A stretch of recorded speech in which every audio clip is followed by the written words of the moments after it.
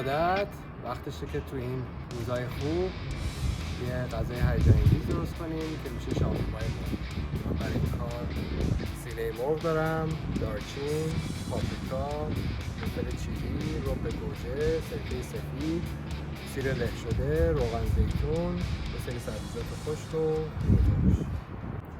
برای این کار از روغن زیتون استفاده میکنیم. من همیشه خودم روغن زیتون بودا رو ترجیح میدم. رب گوجه،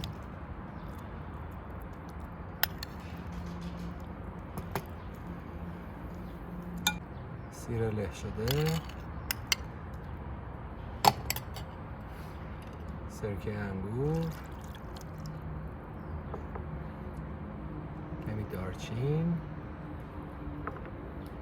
فلفل پاپریکا، فلفل چیلی، یک کمی زست لیمو، فری خرد شده و خشک، ترخون و گشنیز و در آخرم آب لیمو.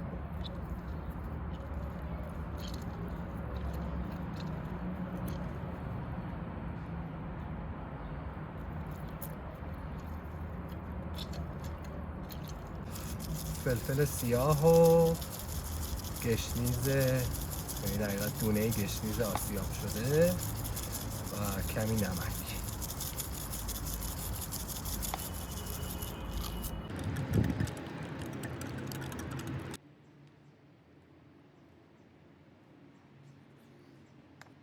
سسمون رو میریزیم روش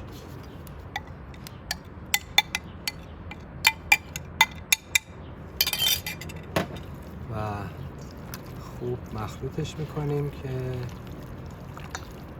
کاملا آغشته بشه.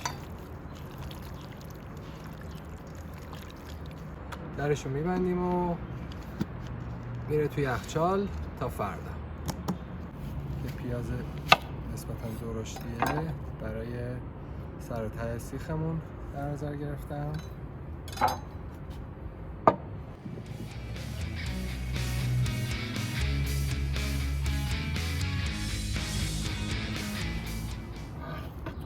سعی کنیم که مرغامون تا جایی که میتونه تو این سیخا بره که موقع چرخیدن تکون نخوره.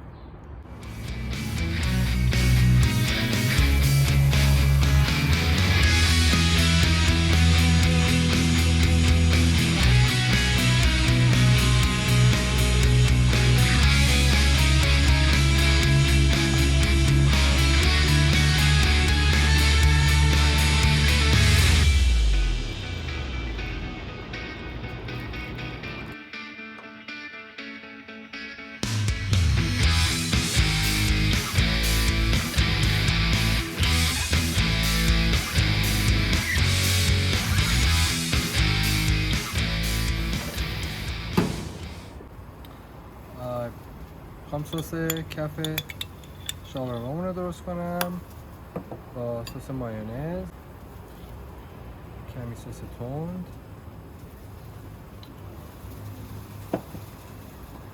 کمی سویا سس،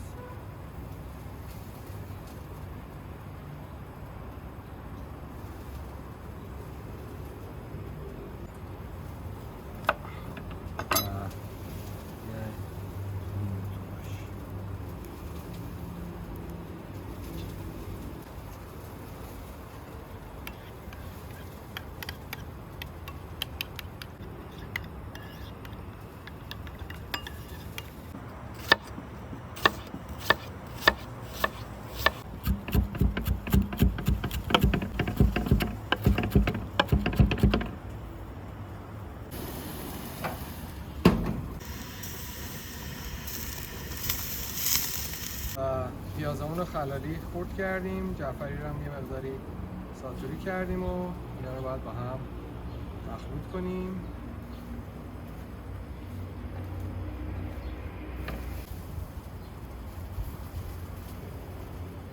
دستان بزرگه، لیموهای کوچیک به دستم نمیشه و فلفل سیاه.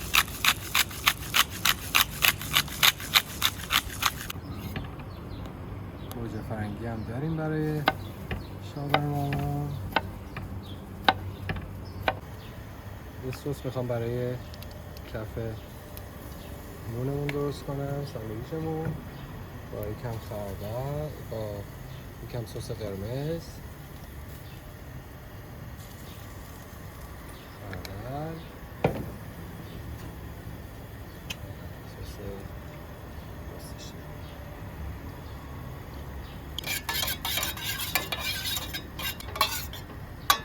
برای اولمون تقریبا آماده است. برشامون رو بزنیم.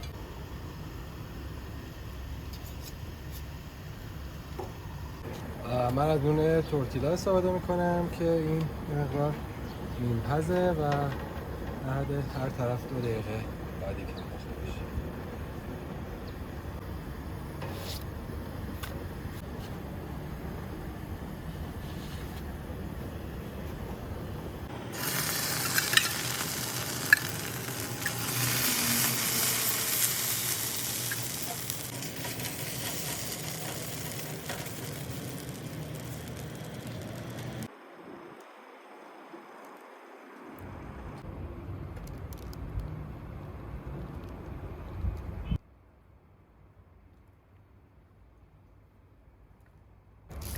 خب نونمون رو گذاشتیم، سسمون رو زدیم، پیاز جعفری و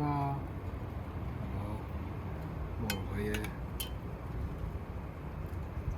گریل شدهمون.